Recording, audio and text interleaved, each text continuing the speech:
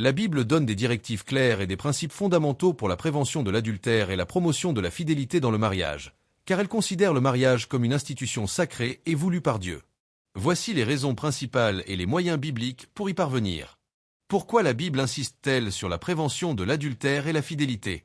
Le mariage est une alliance divine. La Bible présente le mariage comme une alliance solennelle établie par Dieu lui-même. Genèse 2h24. C'est pourquoi l'homme quittera son père et sa mère, et s'attachera à sa femme, et les deux deviendront une seule chair.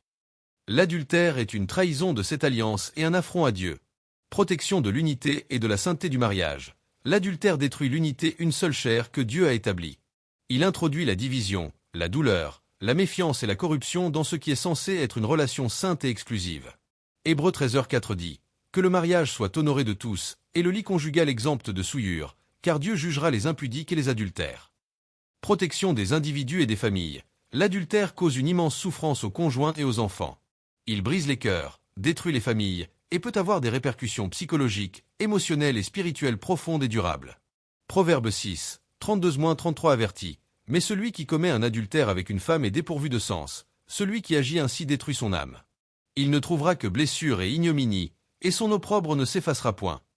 Reflet de la relation de Dieu avec son peuple. Dans l'Ancien Testament, l'infidélité d'Israël envers Dieu est souvent comparée à l'adultère, par exemple, dans le livre d'Osée.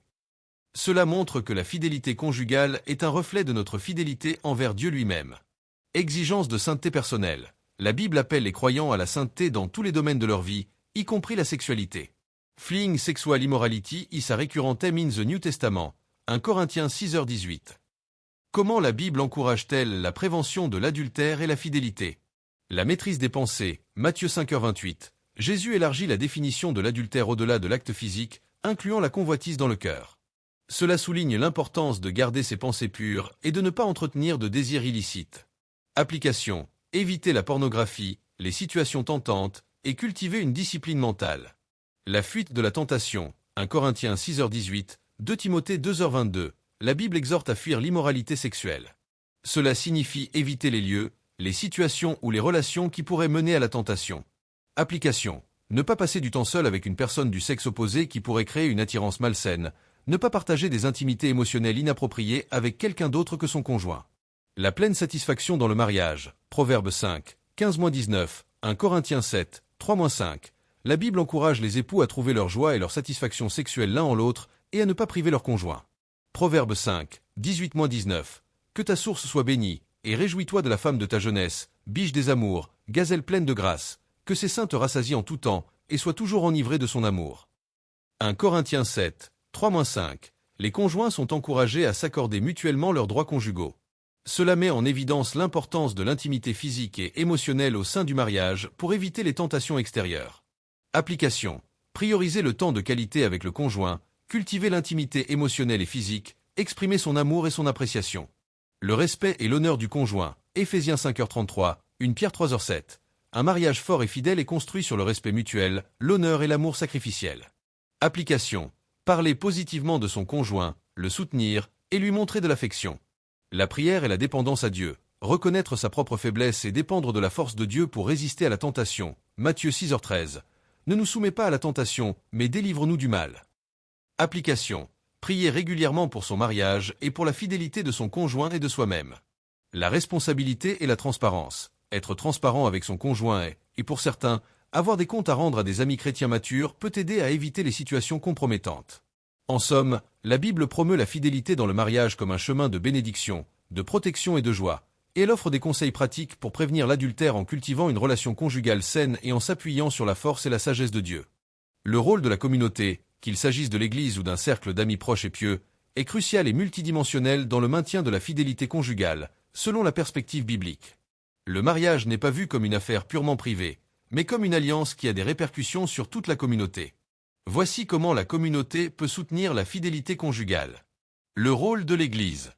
L'Église, en tant que corps du Christ, 1 Corinthiens 12h27, est appelée à être un environnement de soutien et d'encouragement pour les mariages. Enseignement et formation. Proclamation de la vérité biblique. L'Église a le devoir d'enseigner clairement ce que la Bible dit sur le mariage, la fidélité, l'adultère et la sainteté sexuelle. Éphésiens 5, 22-33, Colossiens 3, 18-19, Hébreux 13h4. Cela inclut des sermons, des études bibliques et des séminaires sur le mariage. Préparation au mariage. De nombreuses églises offrent des cours de préparation au mariage qui abordent les défis de la vie conjugale et les principes bibliques pour une relation durable. Soutien continu. Des programmes de mentorat pour les couples, des groupes de discussion ou des ateliers peuvent aider les époux à renforcer leurs relations et à prévenir les dérives. Modèles et témoignages. Des mariages sains. Les mariages fidèles et épanouis au sein de l'Église servent de modèle et d'encouragement pour les autres, surtout pour les jeunes couples ou ceux qui traversent des difficultés.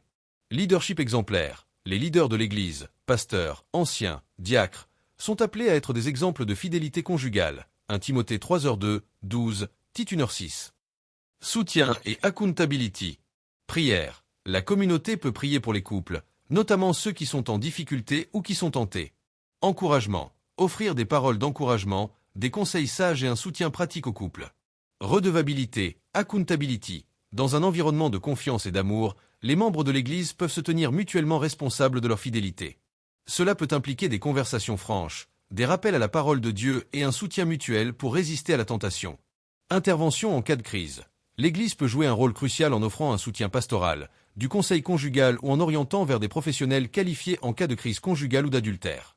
L'objectif est la réconciliation et la restauration, si possible, ou l'accompagnement dans les situations douloureuses. Discipline ecclésiastique. Bien que cela soit souvent difficile et douloureux, la Bible enseigne qu'il peut y avoir un processus de discipline ecclésiastique pour les péchés graves et non repentis, y compris l'adultère, Matthieu 18, 15-17, 1 Corinthiens 5. Le but est la restauration du pécheur, la protection de la communauté et le maintien de la sainteté de l'Église. Le rôle des amis et des petits groupes. Au-delà de la structure formelle de l'Église, les relations d'amitié et les petits groupes jouent un rôle intime et personnel. Soutien émotionnel et pratique. Les amis fidèles peuvent offrir une oreille attentive, des encouragements et un soutien pratique lorsque le couple traverse des moments difficiles, ce qui peut prévenir des fissures propices à l'adultère. Proverbe 17h17. L'ami aime en tout temps, et dans le malheur il se montre un frère. Redevabilité informelle. Les amis proches, surtout ceux qui partagent les mêmes valeurs chrétiennes, peuvent être une source de redevabilité. Ils peuvent poser des questions directes mais aimantes sur l'état du mariage, les tentations et encourager la transparence. Galates 6h1. Frères, si un homme vient à être surpris en quelque faute, vous qui êtes spirituels, redressez-le avec un esprit de douceur. Prends garde à toi-même, de peur que tu ne sois aussi tenté. Désamorcer les situations à risque. De bons amis aideront à éviter les situations qui pourraient mener à la tentation. Par exemple, éviter l'isolement inapproprié avec une personne du sexe opposé autre que le conjoint. Ils peuvent servir de garde-fous pour leurs amis. Modèle et influence positive. Voir des amis vivre des mariages fidèles et épanouissants peut être une source d'inspiration et de motivation. Les amis peuvent aussi offrir des conseils pratiques basés sur leur propre expérience, toujours en accord avec les principes bibliques. En résumé, la communauté chrétienne, dans ses formes larges, l'Église et plus intime, les amis, est un rempart essentiel pour la fidélité conjugale. Elle offre un cadre d'enseignement, de soutien, de redevabilité et de modèle, aidant les couples à honorer leur alliance devant Dieu et les uns envers les autres. Le mariage est une mission commune, et la communauté est appelée à soutenir cette mission. Abonnez-vous, c'est le meilleur moyen de ne rien manquer de nos futures publications et de faire grandir notre communauté. Cliquez simplement sur le bouton s'abonner.